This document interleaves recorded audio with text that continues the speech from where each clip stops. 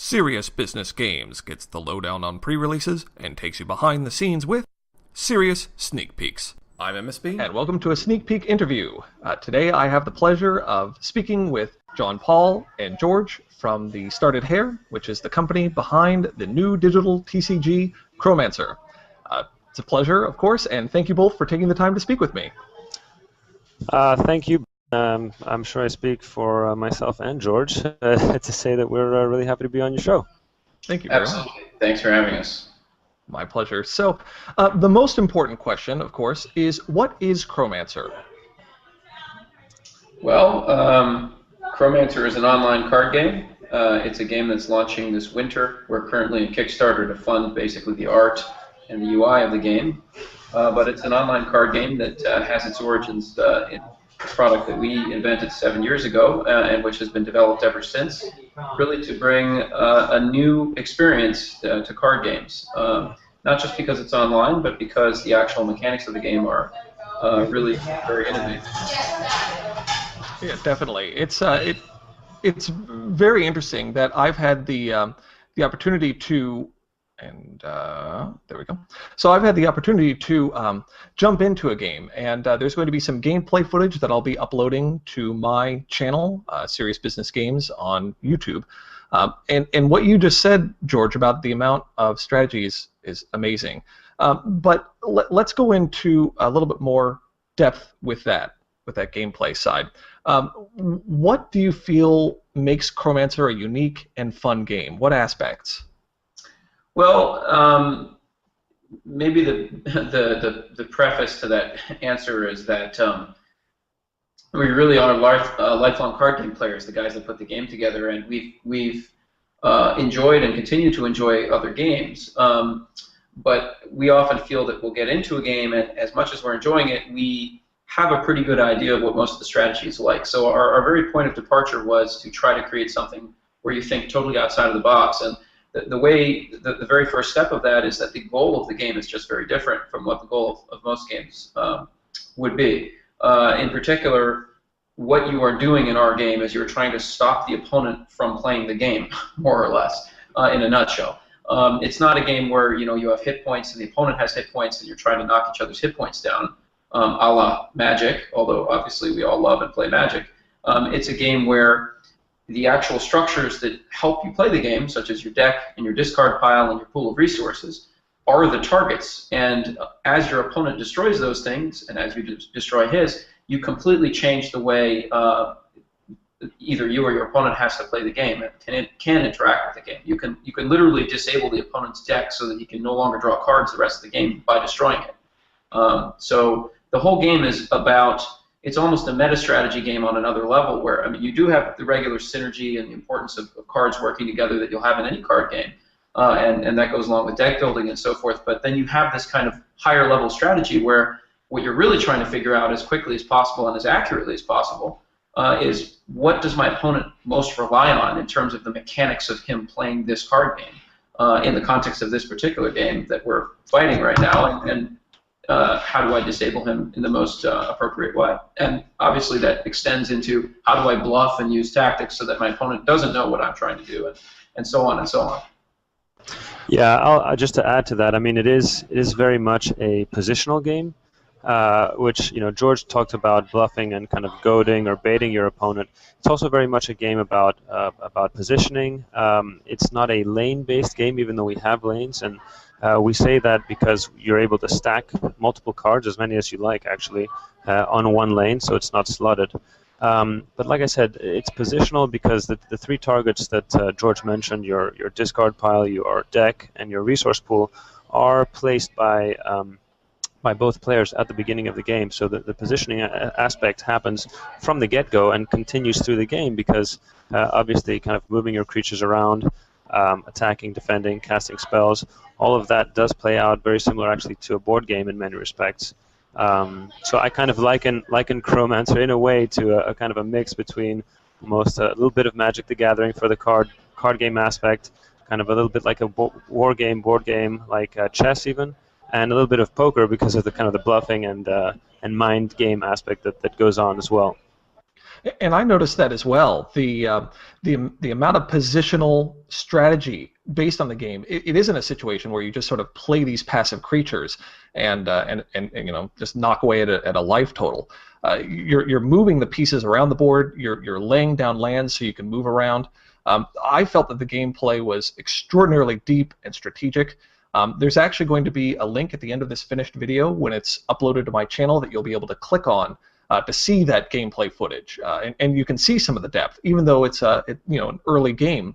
It's pre-art alpha. It was the strategy that we did was very deep. I felt for just, you know, sort of the base level.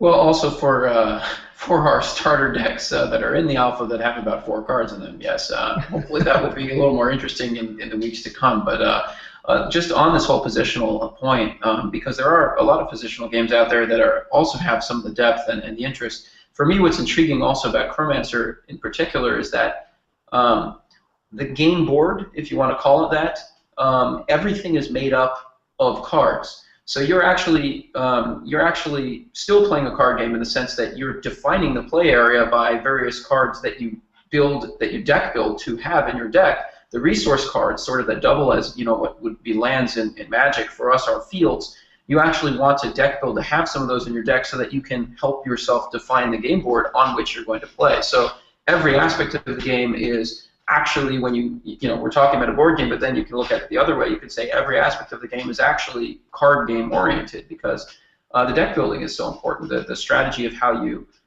you know, choose between resources and creatures and spells and what the balance is, and just the whole, to me, the attraction of a card game has always been that there's this dual strategy element between how you build your deck and then how you actually play the game. And we really do have depth in both areas. Yeah, definitely. Now, you mentioned, George, that your team has been a long-time card game players, and you've brought together a pretty diverse team for this project. Can you tell me a little bit about yourselves and about the other members of your team? I'd be happy to take that question. Maybe I should defer to John Paul for the intro of himself, but we do have a diverse team, and it's growing a little bit. We have a few extra members now, but we started out as a team of 5. Well, I mean, we've gradually improved and grown, but the sort of core team is 5 people, and probably a little bit of a unique team for a small company. Very briefly, we are basically a game and software designer, who is me, and my initial co-founder, our CTO, is a lifelong programmer who has spent more than 20 years doing programming in very similar sort of business applications, so in similar technology. But then, you know, the rest of our team, to round it out, is an art director who has run an art studio for a while that's perfect for this kind of project. John Paul is a marketing and business expert who knows this industry extremely well. And our 5th is actually a professional fantasy writer, which is another area of our project and our product, which I think is pretty cool and we can talk about. But what's funny is what really unites us and what really binds us is the fact that we have so much experience playing card games and have done that our whole lives, or at least our whole lives since card games have existed, because we're older than that. But, you know, I mean, I've played collectible card games for 15 years very seriously. Matt, my co-founder and CTO, has competed internationally in several physical tabletop card games at a very, very high level, and on and on. So we've actually lived the transition from physical to online ourselves, and a lot of our design and a lot of our goals in this project really just derive from being card game players and, you know, seeing things that we like, things that we don't like as much, and maybe especially things that we really liked in the original physical games that we feel haven't really been transitioned properly to the online space, and there's no reason for them not to be there, so we're now implementing them. Fantastic. Yeah, I'll just add about myself. I mean, George said it, but you know, my background is kind of on the business side and economics and marketing. But I'm from Greece originally. I've studied here in the States, but even from the time that I was in Greece, I've been playing card games like Magic. I mean, since the mid-'90s, since I was in high school, and it's something that, like George said, we all of us have a passion for it. I think that kind of my passion at this stage is very much about some of the peripheral aspects. So it's not just the gameplay, which I think is really exciting and very strategic, but it's, like George mentioned, some of the aspects of the game experience, if you will, that are not just about gameplay per se. And that doesn't include things like having a robust in-game trading platform, an in-game economy. Having the cards be collectible, truly collectible in nature, and some of the things that we're doing on that end, actually for me, because of my background, really are exciting. Well, and why don't you touch on that briefly, if you could, John Paul, about some of the aspects that you're going to have of the collectible nature of the cards. What's going to be different in that regard? Well, we as a company, I mean, we deal strictly in persistent virtual goods, and what we mean by that is that every card that you're going to have on your account is actually unique. It's a unique card with a serial number, an ID number that will be trackable, identifiable. You'll be able to see who owned it, how much they sold it for, who then owned it subsequently after that. And what it means also is that that card will be part of a digital print run. It'll be part of a card set, a total card set, whose quantity, whose supply will be finite and will be known. And so at any given time in this kind of ecosystem of the game, the supply of cards will not be kind of arbitrarily fluctuating. What that means is that, for example, if you spend a couple of weeks trading in order to get a rare card, and you finally manage to barter your way into, getting the card that you wanted, it means that, we won't kind of arbitrarily, the day after tomorrow, because we suddenly have more players in the system, kind of print 1 million more of that card, because what we feel happens then is that the value, the collectible nature of it has been eroded. Suddenly, you don't have kind of one card that exists in an ecosystem of a few thousand copies. It exists in an ecosystem of a few million, and so we just single-handedly in one day kind of confiscated the value of your collection, and that's something that we absolutely don't want to do. Go ahead. Did you have another point? Fantastic. No, please continue. Certainly. Well, along those lines, I've noticed on the Kickstarter page, obviously, as you've mentioned, and as I mentioned in my video, the game is pre-art alpha, and the Kickstarter was started to sort of push us along and help Chromancer to be released. One thing I did notice along the lines of the cards and the rewards is on the Kickstarter page, there's recently been a change to what is being offered for people to back the game. Can you speak a little bit about that? Sure. Well, what we wanted to do was give people kind of a little bit something more. We like to listen to what what people want, and we like to be responsive. I mean, as a small team, that's one of the things that we can do, is be very flexible. And so what we decided to do, kind of as an extra incentive for our Kickstarter backers, was offer a Kickstarter set, if you will, which they won't necessarily be different cards. They're the same cards functionally in terms of the way that they play out. It's just that the set will be different in terms of the design, the artwork, and so on and so forth. And that means that the people that actually back us on Kickstarter right now and have access to these cards are going to be the only one that have copies of that exclusive set. And again, that ties back to kind of the collectibility. And when we say that they're exclusive, we literally mean that these won't be in circulation after our Kickstarter is over and we've digitally printed this set. Does that make sense? Definitely, and sort of. If I could just, I mean, because I am the layman here, the way I would look at it from perhaps a simple perspective is that we are basically handling our cards as if they were physical objects. A card company, when they print physical objects, is required to do the things that we're talking about, and the fact that we're going to have a beta and then a third edition and a fourth edition and whatever, where we reprint cards with the same mechanics but with new card design. Of course we want to do that as well, because we absolutely don't want to ruin the integrity of our game by collectability. We don't want it to be difficult for somebody to acquire a very important card for deck building. But at the same time, the reason that we will limit the print runs the way John Paul's describing is essentially so that people who have the initial stuff, whether it's alpha, whether it is the Kickstarter exclusive set, which you can only get through Kickstarter, when people have those things, they will have value in the system. And I should add, because I think maybe it's been lost a little bit in the conversation, that the reason this is all possible, and the reason this all works, is that we have an absolutely open, unfettered trading system.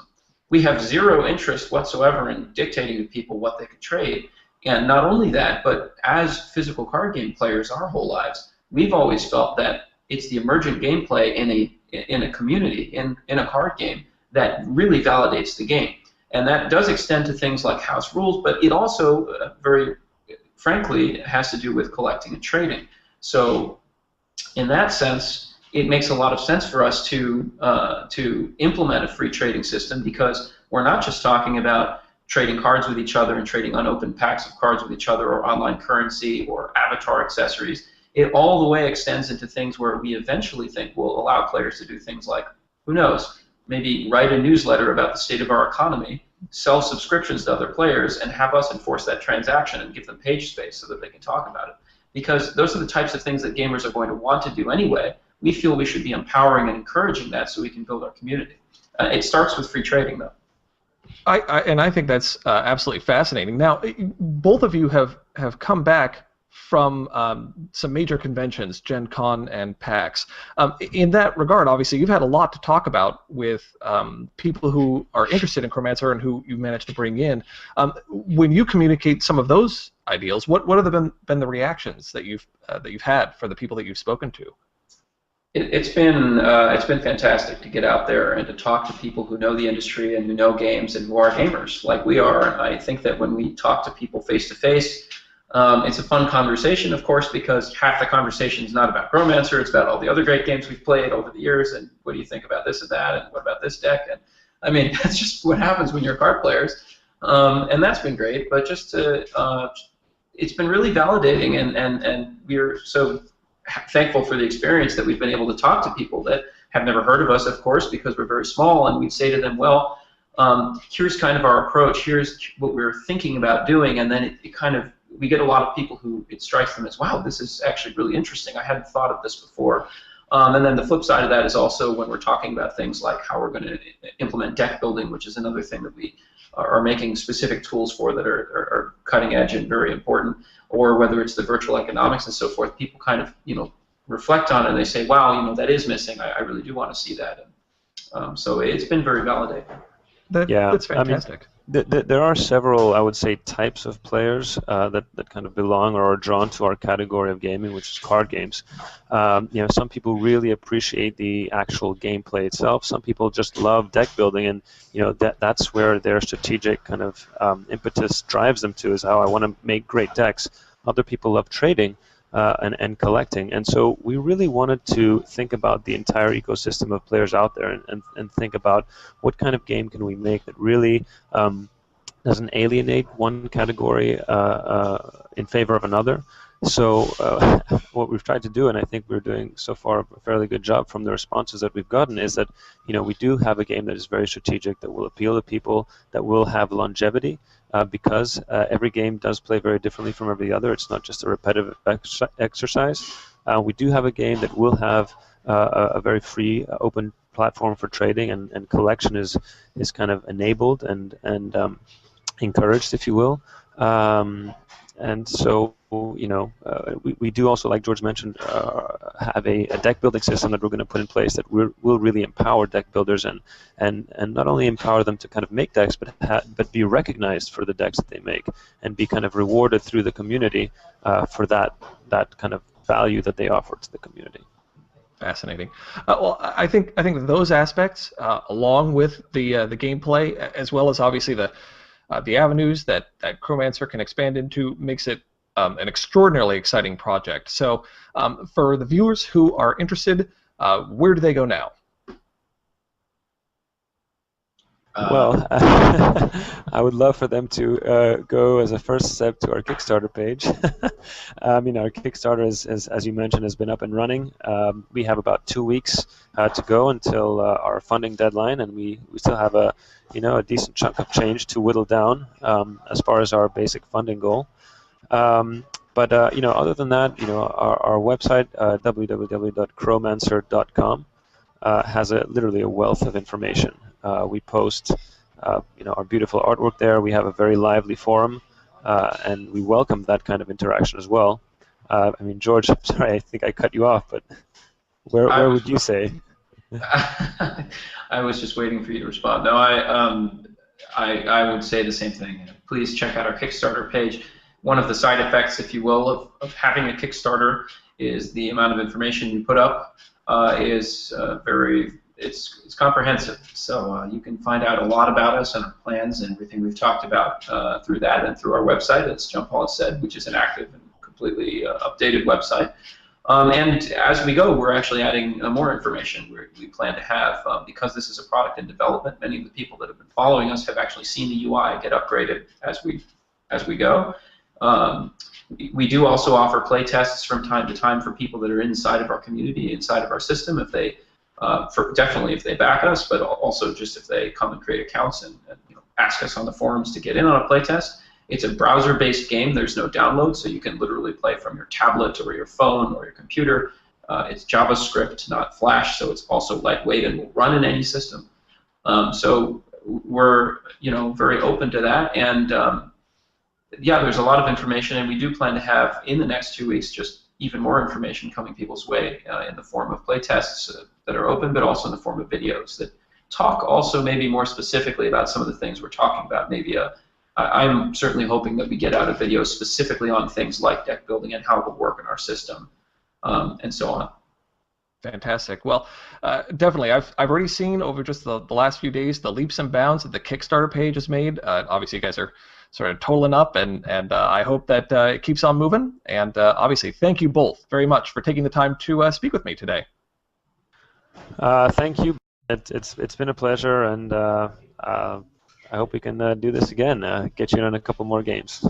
It has been a pleasure, and I'll add that anytime, and when I say anytime, I fully expect that we're part of the card gamer community. We'll continue to be part of the card gamer community. We want to continue to inspire indie sort of thinking and products around us, and we're just as much a fan of other games as we are of our own. And we want to remain accessible to people. We want people to be able to say, hey, come have an interview on some channel, and we're always going to be reachable, I expect and hope and want. So it's our pleasure to be here, really. Fantastic. Well, thank you again.